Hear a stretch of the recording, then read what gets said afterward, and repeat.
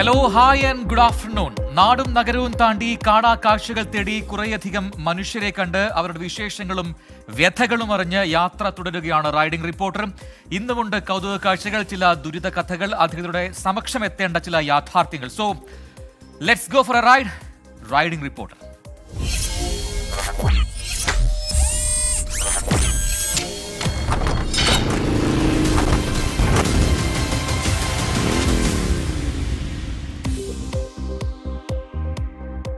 സംഗമം സംഗമം, ബാക്കി എന്താ?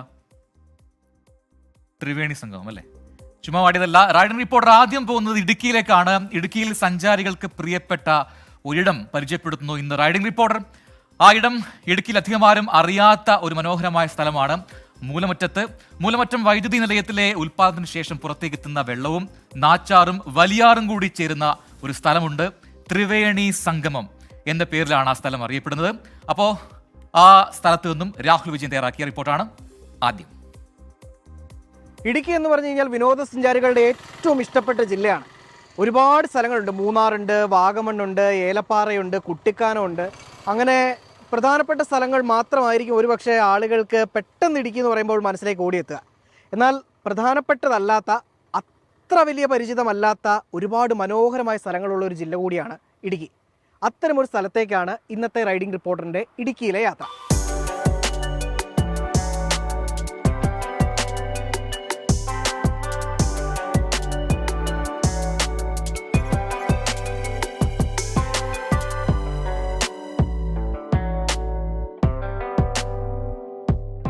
മൂലമറ്റത്തെ ത്രിവേണി സംഗമം.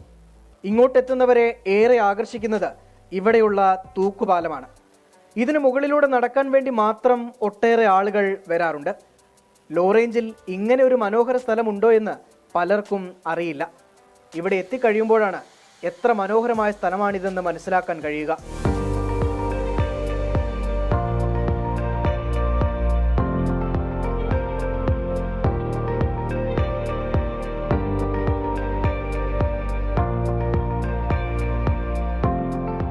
ത്രിവേണി സംഗമം അടിപൊളിയാണ്. വെച്ചാൽ നമ്മൾ ഭയങ്കര ചൂടല്ലേ, അപ്പോൾ ചൂടിൻ്റെ ടൈമിൽ നമുക്ക് റിലാക്സ് ചെയ്ത് വെറുതെ ഇങ്ങനെ തണുത്ത് ചില്ലായിട്ട് ഇങ്ങനെ കിടക്കാൻ പറ്റിയ നല്ലൊരു സ്ഥലം, കൊള്ളാം. അപ്പോൾ നമ്മൾ ജസ്റ്റ് വെറുതെ ഒന്ന് വന്ന് കിടക്കാമെന്ന് വിചാരിച്ചാണ്. ഉച്ചയ്ക്ക് ഇതേപോലെ കിടക്കാൻ പറ്റിയൊരു സ്ഥലം വേറെ എങ്ങും കിട്ടുമെന്ന് എനിക്ക് തോന്നണില്ല. തെളിഞ്ഞ കാലാവസ്ഥയിൽ നാടുകാണി മലനിരകളും പവിലിയനും ഇവിടെ നിന്ന് ആസ്വദിക്കാം. തൊടുപുഴയാറിന്റെ ഉത്ഭവസ്ഥാനത്ത് അപകടമില്ലാതെ വെള്ളത്തിലിറങ്ങാൻ സാധിക്കുന്ന സ്ഥലമെന്ന പ്രത്യേകതയും ത്രിവേണി സംഗമത്തിനുണ്ട്.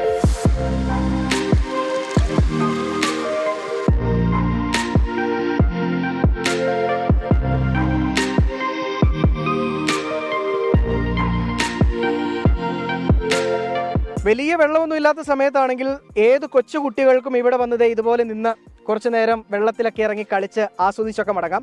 പക്ഷേ ഇതിൽ വെള്ളം കൂടുതലുള്ള സമയം ഒരു ചെറിയ കരുതൽ അത് അത്യാവശ്യമാണ് താനും. ഈ സ്ഥലം അടിപൊളിയാണ്. ഞങ്ങൾ പ്രതീക്ഷിച്ച് വന്ന സ്ഥലമല്ല. ഞങ്ങൾ പൂഞ്ചിറ ചെന്നപ്പോഴേക്കും അവിടെ നിന്ന് ഇങ്ങനെ പറഞ്ഞു കേട്ട് വന്നതാണ്. ഞങ്ങൾ പൂഞ്ചിറ ഒരു 5-6 വർഷമായിട്ട് കണ്ടിന്യൂസ് പോകുന്ന ആൾക്കാരാണ്. അവിടെ ചെന്നപ്പോഴാണ് ഇങ്ങനൊരു സ്ഥലം പറഞ്ഞത്. പക്ഷേ ഇവിടെ എത്തിപ്പെടാൻ ഒരു ഇത്തിരി ബുദ്ധിമുട്ടുണ്ട്. ചോദിച്ചു വരേണ്ടി വരുന്നുണ്ട്. അങ്ങനെ വന്ന് ഞങ്ങളിവിടെ എത്തിപ്പെട്ട് ഫാമിലിയായിട്ട് വരാനും പറ്റിയ സ്ഥലമാണ്.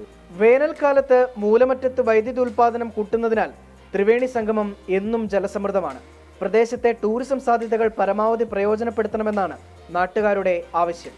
ഇടുക്കി ജില്ലയിലെ തന്നെ അറക്കുളം പഞ്ചായത്ത് സ്ഥിതി ചെയ്യുന്ന ത്രിവേണി സംഗമം എന്ന സ്ഥലത്താണ് നമ്മൾ നിൽക്കുന്നത്. ഇത് 3 ആറുകൾ 2 ആറും കനാലും കൂടെ ചേർന്ന സ്ഥലത്താണ് ത്രിവേണി സംഗമം എന്ന് പറയപ്പെടുന്നത്.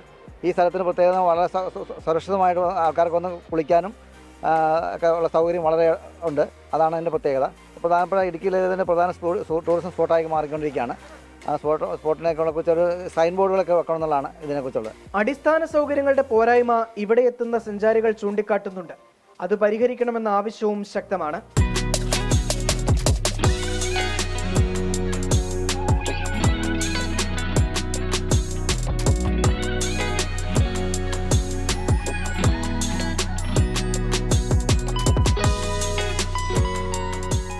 നച്ചാറിന് കുറുകെയുള്ള തൂക്കുപാലവും അതുപോലെ തന്നെ 3 ആറുകൾ ചേരുന്ന ത്രിവേണി സംഗമത്തിന്റെ കാഴ്ചകളും വ്യത്യസ്തമാണ്.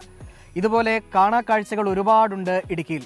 അത്തരം കാഴ്ചകൾ പ്രേക്ഷകരിലേക്ക് എത്തിക്കാനുള്ള റൈഡിംഗ് റിപ്പോർട്ടറിന്റെ യാത്ര തുടരും. സുനിൽ സുരേന്ദ്രനൊപ്പം രാഹുൽ വിജയൻ, 24 ഇടുക്കി. അപ്പോൾ എങ്ങനെയുണ്ട് മൂലമറ്റത്തെ ത്രിവേണി സംഗമമോ? പല ആൾക്കാരും പറയുന്നുണ്ട് ഇപ്പോൾ മഴക്കാലമായില്ലേ, DPS പറയുന്നു മഴക്കാലമായില്ലേ, ഇപ്പോൾ അങ്ങോട്ട് പോകുന്നതൊക്കെ ഇനി അത്ര നല്ലതാണോ, സുരക്ഷ ഉണ്ടാകുമോ എന്നൊക്കെ ചോദിക്കുന്നുണ്ട്. അത് സംഭവം ശരിയാണ്. കൂടുതൽ മഴവെള്ളം എത്തുമ്പോൾ അവിടെ അപകടങ്ങൾ ഉണ്ടാവാനുള്ള സാധ്യതയുണ്ട്. നമ്മുടെ റിപ്പോർട്ടിൽ രാഹുൽ വിജയൻ അത് കൃത്യമായി പറയുകയും ചെയ്തിട്ടുണ്ട്. അപ്പോൾ നമ്മൾ ഇനി പോകുന്നത് അധികൃതരുടെ ശ്രദ്ധ അതിവേഗം പതിയേണ്ട ഒരു കാര്യത്തിലേക്കാണ്, ഒരു വാർത്തയിലേക്കാണ്. കണ്ണമാലിയിലേക്കാണ് ഈ യാത്ര. ഒരു മഴക്കാലം വരുന്നു, അപ്പോഴും നെഞ്ചിടിപ്പ് കൂടുകയാണ് ചെറിയകടവ് കണ്ണമാലിയിലെ ജനങ്ങൾക്ക്. എന്താണ് ആർത്തലത്തിച്ച് വരുന്ന തിരമാലകളെ എങ്ങനെ അതിജീവിക്കുമെന്നാണ് ഇവിടുത്തുകാരുടെ പ്രധാനപ്പെട്ട ആധി. കടൽ ഭിത്തിയും ടെട്രാപോഡുകളും സ്ഥാപിക്കും എന്ന സർക്കാർ വാഗ്ദാനം, പ്രഖ്യാപനം, അതെല്ലാം വെള്ളത്തിൽ വരച്ച വരപൊലിയായെന്ന് ഇവിടുത്തുകാർ പറയുന്നു. എറണാകുളം കണ്ണമാലിയിൽ നിന്നും വിഷ്ണു സുരേഷ് തയ്യാറാക്കിയ റിപ്പോർട്ടാണ് ഇനി.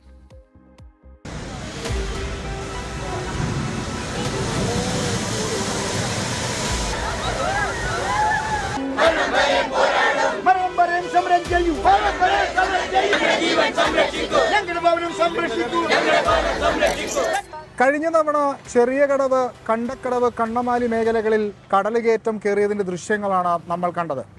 വലിയ പ്രതിഷേധത്തെ തുടർന്ന് RDOയും കളക്ടറും ഉൾപ്പെടെയുള്ള ആളുകൾ എത്തുകയും നിരവധി വാഗ്ദാനങ്ങൾ പറയുകയും ചെയ്തു.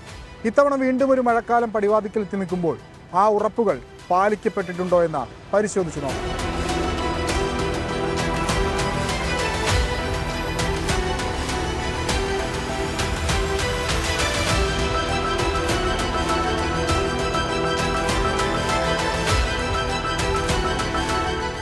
ഞങ്ങളുടെ വരുമാനം ഇല്ല. എത്ര മാസമായി ഈ കടലിൽ നിന്ന് 10 പൈസ വിട്ട്. പിന്നെ ഞങ്ങൾ ജീവിക്കണില്ല, ഞങ്ങൾ ജീവിക്കണം. എൻ്റെ മാതാവേ ഒന്നും വന്നിട്ട് ഇത് തന്നെ പറഞ്ഞങ്ങോട്ട് അവരും പോകണത്. അല്ലാതെ കണ്ട് ഈ കാഴ്ച കണ്ടെന്നെ സമ്മതിക്കുവാ. ഇതൊരു കിടപ്പിടം വെക്കണമെങ്കിൽ എന്ത് വേണം? ഞങ്ങൾ മത്സ്യത്തൊഴിലാളിയാണ്. ചെറിയ കടവിലും കണ്ണമാലിയിലും ഒരു മാറ്റവുമില്ല. പ്രഖ്യാപിച്ച വാഗ്ദാനങ്ങളെല്ലാം കടലിൽ ഒഴുകിപ്പോയി. ഈ മഴക്കാലത്ത് കരതൊടാനെത്തുന്ന കടലിനെ പേടിച്ച് വിറച്ചിരിക്കുകയാണ് ഇവിടുത്തുകാർ. കളക്ടർ ഉൾപ്പെടെ വന്ന് എല്ലായിടും നോക്കി, വീട്ടിലൊക്കെ കയറി എല്ലാം നോക്കി പോയി. പിന്നെ കടൽ ഭിത്തിയുടെ ഒക്കെ എല്ലാം പറഞ്ഞു. പക്ഷേ ഇതുവരെ ഒരു സംഗതി ഉണ്ടായിട്ടില്ല ഇവിടെ. ഈ ഞങ്ങൾ എല്ലാ കൊല്ലം ഇത് അനുഭവിക്കുക തന്നെയുള്ളത്. ഇപ്പോൾ ഇന്നത്തെ വരവെന്ത് വരവരയ്ക്കുന്നൊരു പ്രതീക്ഷയില്ല. അങ്ങോട്ട് പോകുന്നൊരു പിടുത്തമില്ല. ഇവരിലാണ് ഒരു കിടക്കാനുള്ള ഒരു അവസ്ഥയുമില്ല. മഴ പെയ്ത് അതിൻ്റെ അകത്ത് മൊത്തം ചോരും. ഏറ്റുകുത്തിരിക്കേണ്ട ഭാഗമായിരിക്കും. വെള്ളം കോരത്തിയായാലും അടിയിൽ നിന്ന് വന്നുകൊണ്ടിരിക്കും. അതാണ് ഞങ്ങളുടെ അവസ്ഥ.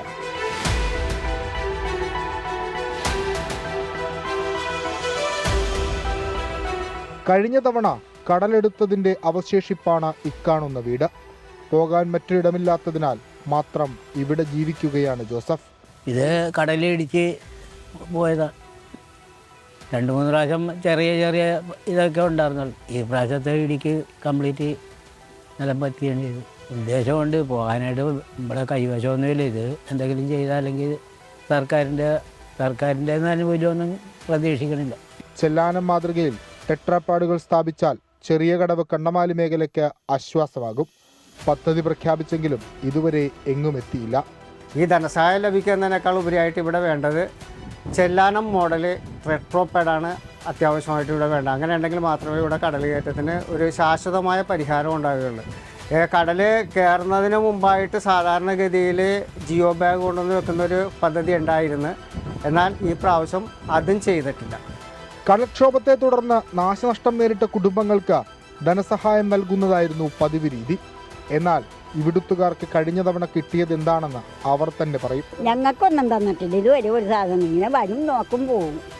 അല്ലാണ്ട് വേറെ ഒരു സഹായവും ഞങ്ങൾക്ക് ഇന്ന് വരെയും കിട്ടിയില്ലെന്നല്ല. ഒരു 520 രൂപ കിട്ടിയിട്ടുണ്ട്. ഈ കടലിൽ കയറ്റമെല്ലാം കയറും പോരെ, അത് മതിയല്ല. എൻ്റെത് ഇവിടെ ഞങ്ങളെയൊക്കെ പൊക്കിക്കണമെന്ന് ഞങ്ങളുടെയൊക്കെ ഇവിടെ കാണാനൊക്കെയല്ല. ഞങ്ങളെ അത്രയും വെള്ളം വന്ന് പൊങ്ങി. അപ്പോൾ ഒരു 520 രൂപ കിട്ടിയിട്ടുണ്ട്. മണ്ണൂരി കഴിഞ്ഞ കയറ്റത്തിന് മണ്ണ കംപ്ലീറ്റ് എല്ലാം വന്ന് വീണ് അതിൻ്റെ പേരുടെ അകത്ത് മഴ പെയ്യുന്നാൽ കൂടി വെള്ളം കയറുന്ന അവസ്ഥയിൽ കിടക്കാൻ പോലും പറ്റണില്ല. ഞങ്ങൾക്ക് ഇങ്ങനെ കിടക്കുന്നത് ഈ മഴ മാറിക്കഴിയുമ്പോൾ തന്നെ മാറി കിടക്കാറ്. കാര്യം വെള്ളം ആയി പരിക്കണ്ടേ, ആ അവസ്ഥയാണ് ഇപ്പോൾ നിൽക്കുന്നത്.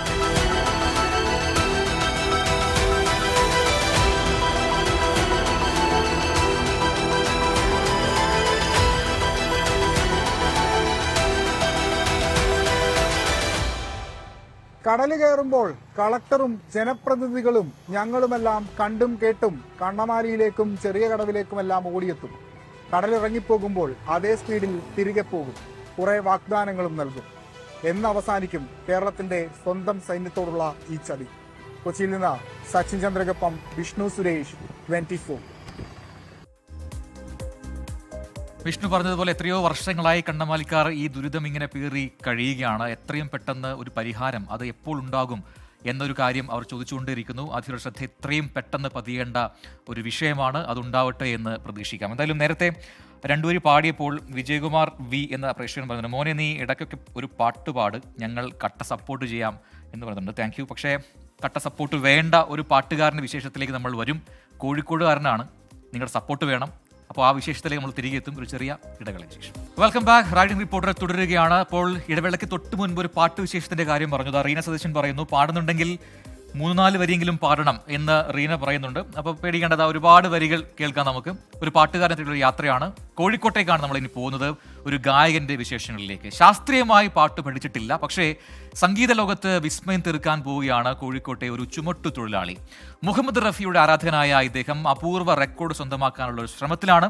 റഫിയുടെ വീട് സന്ദർശിക്കാനും മകൻ ഷാഹിദ് റഫിയുമായി സംസാരിക്കാനും ഒക്കെ ഈ കലാകാരന് ഭാഗ്യം ലഭിച്ചിട്ടുണ്ട്. അഷ്റഫ് എന്ന ആ പാട്ടുകാരനെ തേടിയാണ് റൈഡിംഗ് റിപ്പോർട്ടറുടെ അടുത്ത യാത്ര. കോഴിക്കോട് നിന്നും സമീർ സി മുഹമ്മദ് തയ്യാറാക്കിയ റിപ്പോർട്ട്. ആശി, നമുക്ക് ആ ഗായകനെ കാണാൻ പോയാലോ? അങ്ങനെയുള്ളത് പാളയം പച്ചക്കറി മാർക്കറ്റിലാണ്. അങ്ങോട്ട് പോവാം.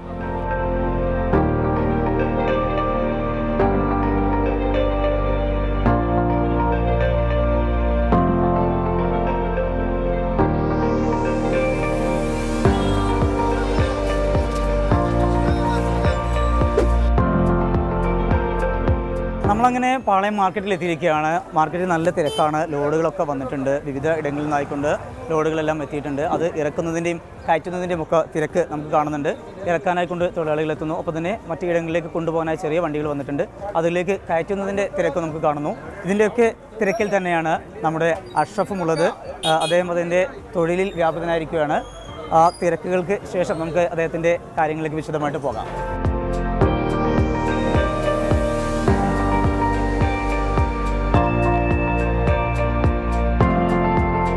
बहारो फूल बरसाओ, मेरा महबूब आया है, मेरा महबूब आया है. बहारो फूल बरसाओ, मेरा महबूब आया है, मेरा महबूब आया है. हवाओ रागनी गाओ, मेरा महबूब आया है, मेरा महबूब आया है. പ്രാഥമിക വിദ്യാഭ്യാസം മാത്രം കൈമുതലായുള്ള സി അഷ്റഫ് പച്ചക്കറി മാർക്കറ്റിലെ സാധാരണ ചുമട്ടുതൊഴിലാളിയാണ്. സ്നേഹത്തോടെ എല്ലാവരും അഷ്റഫ് കോഴിക്കോട് എന്ന് വിളിക്കുന്ന ഇദ്ദേഹം 125 റഫീ ഗാനങ്ങൾ 12 മണിക്കൂർ കൊണ്ട് ആലപിച്ച് റെക്കോർഡ് സൃഷ്ടിക്കാനൊരുങ്ങുകയാണ്. 2022 കോഴിക്കോട് ടൗൺ ഹാളിൽ വെച്ച് 100 റഫീ ഗാനങ്ങൾ ആലപിച്ചുകൊണ്ട് റെക്കോർഡ് സൃഷ്ടിച്ചിരുന്നു. സ്വന്തം പേരുള്ള റെക്കോർഡ് ഭേദിക്കാനുള്ള ശ്രമത്തിലാണ് അഷ്റഫ്. മുഹമ്മദ് റഫിയുടെ 100ാം ജന്മവാർഷികത്തിന്റെ ഭാഗമായി റഫി ലവേഴ്സ് മ്യൂസിക് അസോസിയേഷനാണ് പരിപാടി സംഘടിപ്പിക്കുന്നത്. എൻ്റെ ഇഷ്ടം മുഹമ്മദ് റഫീനെ, കാരണം ചെറുപ്രായം മുതലേ കേട്ടിട്ട് മനസ്സിലേക്ക് ഇങ്ങനെ തറച്ചു വന്നൊരു സംഭവമാണ്. കാരണം ഒന്ന്, റഫി സാബ് ആയിരിക്കുന്ന ലോകത്തെ ഏറ്റവും നമ്പർ 1 സിംഗർ. കാരണം അദ്ദേഹത്തിൻ്റെ ആ വോയിസോ ആ ഒരു ഇതൊന്നും നേരെ ആർക്കും പിന്നീട് ആരും കിട്ടില്ല. ഇതുവരെ വന്നൊരു അങ്ങനെ ഒരു സിംഗർ ഇനി വരാൻ സാധില്ല എന്ന് തോന്നുന്നു. കാരണം ആ ഒരു ശബ്ദമാണ് നമ്മളെ മനസ്സിൽ, ബാക്കിയെല്ലാ പാട്ടും മനസ്സ് തട്ടിപ്പോവും, പക്ഷേ ഇത് ഉള്ളിൽ തറച്ചിരിക്കുന്നത്. അതുകൊണ്ട് ആ ഒരു ആരാധനയാണ് നമ്മളെ ഇന്നൊരു പാട്ടുകാരാക്കി മാറ്റിയത്. സ്വന്തം പേരിലുള്ള റെക്കോർഡ് തന്നെ തിരുത്താനുള്ള ശ്രമത്തിലാണ്. അതെ. ഞാൻ 2022 100 പാട്ട് 12 മണിക്കൂറിൽ 100 പാട്ട് കണ്ടിന്യൂ ആയിട്ട് പാടി. റഫീ സാബിൻ്റെ പാട്ട് ഇന്നേ വരെ കേരളത്തിലാരും 105 പാടിയിട്ടില്ല. അപ്പോൾ അത് റഫീ സാബിൻ്റെ 100ാം ജന്മദിനം, ആ ഒരു വാർഷികത്തിന് റഫീ സാബിന് ഒരു സമ്മാനം, അത്ര നമ്മൾ മനസ്സിലുണ്ട്. അപ്പോൾ ഒരു റഫീ സാബിൻ്റെ ഒരു ഫാൻ എന്ന നിലക്ക് റഫീ സാബിൻ്റെ ഇത് സമ്മാനം, അത്രേ ഉള്ളൂ.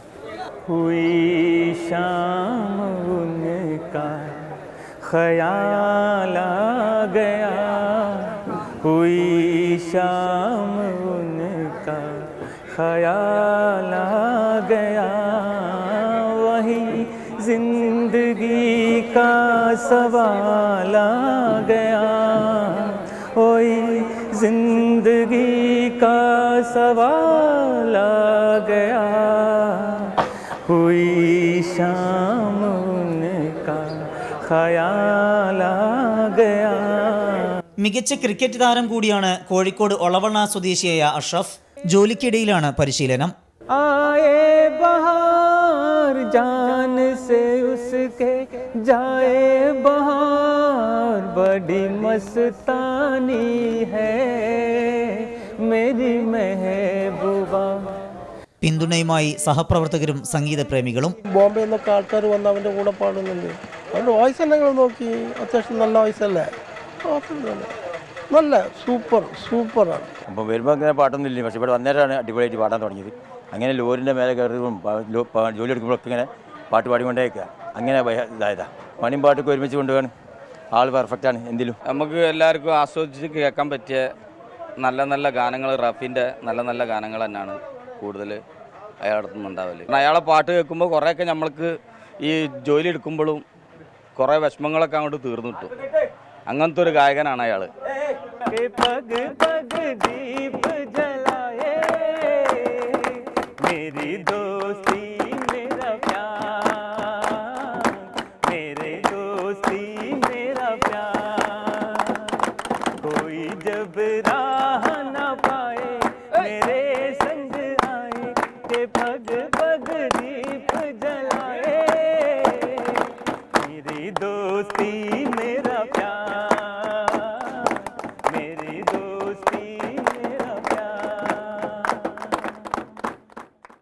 പാട്ടിൻ്റെ പാലാഴി തീർത്ത് അഷ്റഫ് പുതിയ ഉയരങ്ങളിലേക്ക് കുതിക്കുകയാണ്. പ്രതിസന്ധികളിൽ തളർന്നു പോകുന്നവർക്ക് പ്രചോദനത്തിൻ്റെ മാതൃകയുമായി പുതിയ റെക്കോർഡ് സൃഷ്ടിക്കാൻ അഷ്റഫിന് കഴിയട്ടെ. കോഴിക്കോട് നിന്ന് ആശിഷിനും രാജേഷ് വെള്ളരിക്കൊണ്ടിരുമൊപ്പം സമീർ സി മുഹമ്മദ്, 24. അപ്പോൾ അടിപൊളിയല്ലേ? പാട്ട് വേണമെന്ന് പറഞ്ഞ എല്ലാ പ്രേക്ഷകർക്കും ഒരുപാട് പാട്ടുകൾ പാടിത്തന്നു അഷ്റഫ് ബ്രോ. അഷ്റഫ് ബ്രോയ്ക്ക് ഒരുപാട് സപ്പോർട്ടുകൾ ഇങ്ങനെ നമ്മുടെ കമൻറ്റ് ബോക്സിൽ നിറയുന്നുണ്ട്. അപ്പോൾ നേരിട്ട് ഈ പാട്ട് കേൾക്കണമെന്നുണ്ടെങ്കിൽ ഇതാ മറ്റന്നാളാണ് ആ പരിപാടി. 125 ഗാനങ്ങൾ 12 മണിക്കൂറിൽ പാടി, അതും റഫീ സാബിൻ്റെ മാത്രം ഗാനങ്ങൾ. അത്രയും പാട്ടുകൾ പഠിക്കുക എന്ന് പറയുന്നത് തന്നെ വലിയ ടാസ്ക്കാണ്. അപ്പോൾ അങ്ങനെ റെക്കോർഡ് ഇടാൻ പോവുകയാണ് അഷ്റഫ്. അപ്പോൾ അഷ്റഫിന് ഒരുപാട് ആശംസകൾ അറിയിക്കുന്നു. നമ്മുടെ 24-ൻ്റെ പേരിലും ആശംസകൾ അറിയിക്കുകയാണ്. ആ റെക്കോർഡും അടിച്ച് മിടുക്കനായിട്ട് ഇനിയും മുന്നോട്ട് പോകട്ടെ. ഒരുപാട് പാട്ടുകൾ പാടി. അപ്പോൾ അടുത്ത റിപ്പോർട്ടിലേക്ക് പോകാൻ സമയമായി. മറ്റൊരു ദുരിത കഥയാണ് ഇനി നമ്മൾ പറയാൻ പോകുന്നത്. ഇനി ആ കാഴ്ചയിലേക്കാണ് നമ്മൾ പോകുന്നത്. കരിപ്പൂരിലേക്കാണ് യാത്ര. കരിപ്പൂർ വിമാനത്താവളത്തിന് സമീപത്ത് കനാൽ നിറഞ്ഞ് വീടുകളുടെ മുറ്റത്ത് വെള്ളം കയറിയത് കഴിഞ്ഞ ദിവസമായിരുന്നു. വിമാനത്താവളത്തിന്റെ ചുറ്റുമതിൽ കഴിഞ്ഞ ഒക്ടോബർ മാസത്തിൽ തകർന്നിരുന്നു. മതിൽ പുനഃസ്ഥാപിക്കാത്തതിനാൽ വലിയ തോതിലാണ് വിമാനത്താവള വളപ്പിലെ വെള്ളം ഈ പ്രദേശവാസികളുടെ വീടുകളിലേക്ക് ഒഴുകിയെത്തുന്നത്. ഈ വിഷയത്തിലേക്കാണ് റൈഡിംഗ് റിപ്പോർട്ടറിന്റെ ഇന്നത്തെ യാത്ര. കരിപ്പൂരിൽ നിന്നും ഷഹദർ റഹ്മാൻ തയ്യാറാക്കിയ റിപ്പോർട്ട് കാണാം. റൈഡിംഗ് റിപ്പോർട്ടർ ഇന്ന് പോകാൻ പോകുന്നത് കോഴിക്കോട് അന്താരാഷ്ട്ര വിമാനത്താവള പരിസരത്തേക്കാണ്. ഇവിടെയുള്ള ജനങ്ങൾക്ക് ചിലതൊക്കെ പറയാനുണ്ട്. മഴക്കാലമായതിനാൽ ഇവിടെയുള്ള ജനങ്ങൾ വലിയ ആശങ്കയിലാണ്. അപ്പോൾ എന്താണ് അവരുടെ പ്രശ്നം എന്നുള്ളതാണ് നമ്മൾ ചോദിച്ച് മനസ്സിലാക്കാൻ പോകുന്നത്.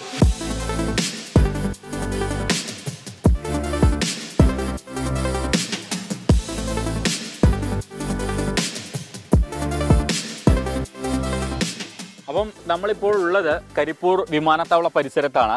ഇവിടെ കഴിഞ്ഞ കുറച്ചധികം നാളുകളായി കരിപ്പൂർ വിമാനത്താവളത്തിൻ്റെ ചുറ്റുമതിൽ തകർന്നത് മൂലം കരിപ്പൂർ വിമാനത്താവളത്തിലെ വെള്ളം മുഴുവൻ ഈ സമീപത്തുള്ള വീടുകളിലേക്കാണ് ഒഴുകിയെത്തുന്നത്. ഇത് ഈ പ്രദേശത്തുകാർക്ക് വലിയ രീതിയിലുള്ള ബുദ്ധിമുട്ടാണ് ഉണ്ടാക്കുന്നത്. അപ്പം ഇവിടെയുള്ള ആളുകൾക്ക് ഇതുമായി ബന്ധപ്പെട്ട് എന്താണ് പറയാനുള്ളത് എന്നുള്ളതാണ് നമ്മളിന്ന് കേൾക്കാൻ പോകുന്നത്.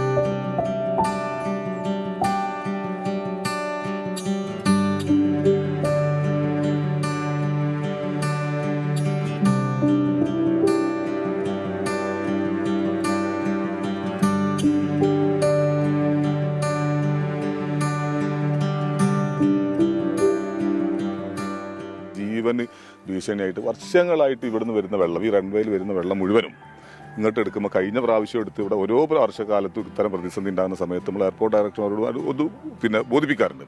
കഴിഞ്ഞ പ്രാവശ്യം അർദ്ധരാത്രിയിൽ കിടന്നുറങ്ങുന്ന സമയത്ത് വലിയ ഒരു ഭയങ്കര ഫോഴ്സിൽ വെള്ളം വരികയും ഇവിടെ നിന്നായിട്ട് ഈ പ്രദേശത്തുള്ള ആൾക്കാരെ മുഴുവൻ വീടുകളുടെ ഫ്രണ്ടിൽ വെള്ളം എത്തിയൊരു സമയമുണ്ട്.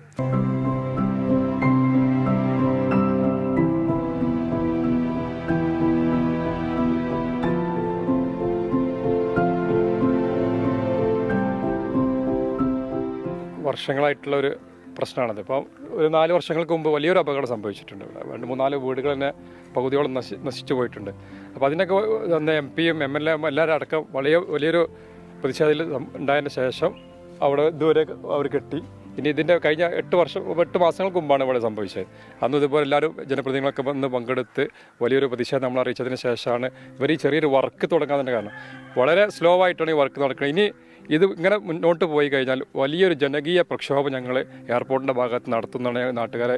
ഇവർക്കൊക്കെ ജീവിക്കണ്ട, ഇവർ കടന്നുറങ്ങേണ്ട രോഗികളാണ്. ഇവരൊക്കെ രാത്രി ഒരു നിർഭയത്വത്തോടു കൂടി കടന്നുറങ്ങാൻ ഈ മഴക്കാലത്ത് ഇവർക്ക് കഴിഞ്ഞിട്ടില്ലെങ്കിൽ ഞങ്ങൾ ഇതിന് മുന്നിൽ നിന്ന് വലിയൊരു ജനകീയ പ്രക്ഷോഭം ഞങ്ങൾ നടത്തുമെന്നാണ് പറയാനുള്ളത്. മതിൽ വീണാണ്ട് പൊളിഞ്ഞിട്ട് സൗകര്യമുള്ളിടത്ത് മാറ്റിയതാണ്. അപ്പോൾ അവിടെയും ബുദ്ധിമുട്ട് തന്നെയാണ്. അവിടെയൊക്കെ മതിൽ പൊട്ടി, അവിടെ നന്നാക്കി കഴിഞ്ഞാൽ കുഴപ്പമില്ല. ഇപ്പോൾ ഇവിടെ പൊട്ടിയിട്ട് വെള്ളം അങ്ങോട്ടാണ് വരുന്നത്. ഇത്രയ്ക്ക് ബുദ്ധിമുട്ടാണ്. നമ്മൾ അത്ര കഷ്ടപ്പെട്ടവിടെ. ശക്തിയായ മഴ കണ്ട് പെയ്തതിൽ വെള്ളത്തിൻ്റെ ഒച്ചയിട്ട് കണ്ട് ഞങ്ങൾ പുറത്തിറങ്ങിയിട്ടാണ്. സണ്ടിയും ചമ്മലിയും എല്ലാം കൂടിയും കുത്തി ഒലിച്ച് വരുന്നത്. എന്താ വെള്ളത്തിൻ്റെ ശക്തി അറിയാം. പിന്നെ ഞങ്ങളാണെങ്കിൽ വീട്ടിൽ 2 സുഖമില്ലാത്ത ആൾക്കാരാണ്. രണ്ടാളും മരുന്ന് കുടിച്ചും കൊണ്ട് നിൽക്കുന്ന ആൾക്കാരാണ്. ഇത് ഇത് എല്ലാ വർഷവും ഉള്ളതാണ്, ഈ വർഷമായിട്ടല്ല, എല്ലാ വർഷവും ഉള്ളതാണ്. മഴ പെയ്ത് ഞാൻ സൂലത്ത ആളല്ലേ, ഞങ്ങൾക്ക് വെള്ളം അങ്ങനെ ഭയങ്കര വെള്ളം വരുന്നത്. വെള്ളം മോനെ വിളിച്ചു, മൂത്തേച്ച് മോനെ വിളിച്ച് വണ്ടി വാഹനം തടക്കം വിട്ട് ഇവിടെ നടക്കാറുണ്ട്. വേറെ നിന്ന് പൊണിക്കുന്ന ആളല്ലേ, ആ മല്ല ഒറ്റത്തി 50 കല്ലെടുത്തന്നെ അവിടെ പഠിക്കുന്ന അവിടെ എത്തുന്നത്.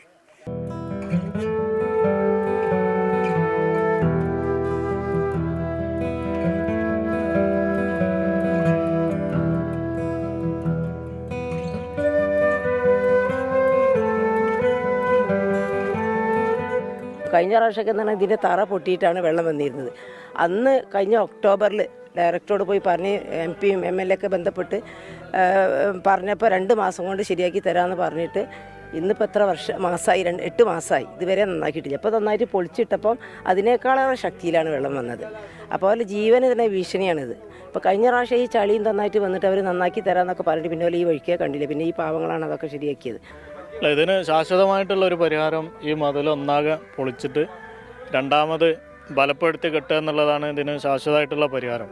ഇതൊക്കെ എല്ലാ വർഷവും ഇവിടെ നടക്കുന്ന നാടകങ്ങളാണ്. ഇപ്പോൾ നമ്മൾ കണ്ടുകൊണ്ടിരിക്കുന്നതൊക്കെ എല്ലാ വർഷവും മതിൽ പൊളിയും, വെള്ളം വരും, ഇതേപോലെ ഉദ്യോഗസ്ഥന്മാർ വന്ന് നോക്കും, അവർ തിരിച്ചു പോകും. ഇപ്പോൾ ഇത് ഒരു 8 മാസം മുന്നേ പൊളിഞ്ഞതാണ്. ഇതുവരെ ഇപ്പോൾ നമ്മൾ ഒരു മഴക്കാലത്തിന് മുന്നോടിയായിട്ട് എല്ലാ കളക്ടറായാലും മറ്റ് പ്രത്യേകിച്ച് ഈ ദുരന്ത നിവാരണവുമായി ബന്ധപ്പെട്ട എല്ലാവർക്കും നിർദ്ദേശങ്ങൾ പോകുന്നതാണ്.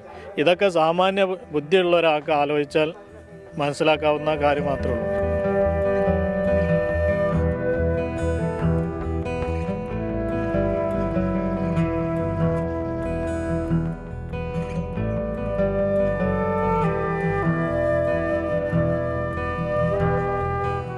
കരിപ്പൂർ വിമാനത്താവള പരിസരത്തെ ഈ ജനങ്ങളുടെ ദുരിതം ഇന്നലെയോ തുടങ്ങിയതല്ല. കഴിഞ്ഞ കുറച്ചധികം വർഷങ്ങളായിട്ട് ഈ ദുരിതമുണ്ട്. അപ്പോൾ ഈ വിഷയം അധികാരികളുടെ മുന്നിലേക്ക് വെക്കുകയാണ്. ക്യാമറമാൻ മുഹമ്മദ് അർഷാഖിനൊപ്പം ഷഹദ് റഹ്മാൻ, 24 മലപ്പുറം. തകർന്നത് ഒരു സാധാരണ പറമ്പിലെ ചുറ്റുമതിലല്ല, ഒരു വിമാനത്താവള വളപ്പിന്റെ ചുറ്റുമതിലാണ്. വളരെ പെട്ടെന്ന് അധികൃതർ വിചാരിച്ചു കഴിഞ്ഞാൽ പരിഹരിക്കാവുന്ന ഒരു പ്രശ്നമാണ്. കഴിഞ്ഞ 6 മാസമായിട്ട് ഇതേ അവസ്ഥയിലാണ്.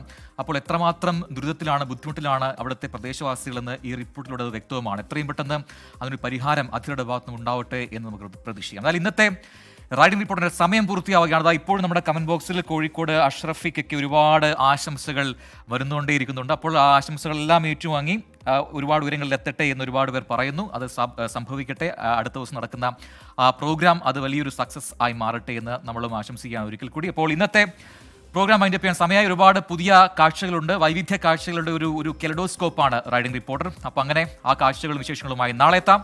ഇനി പോലീസ് ജയയുടെ നേരം. സുഹൈൽ മുഹമ്മദ് ചേരും പ്രേക്ഷകർക്കൊപ്പം ഉടൻ.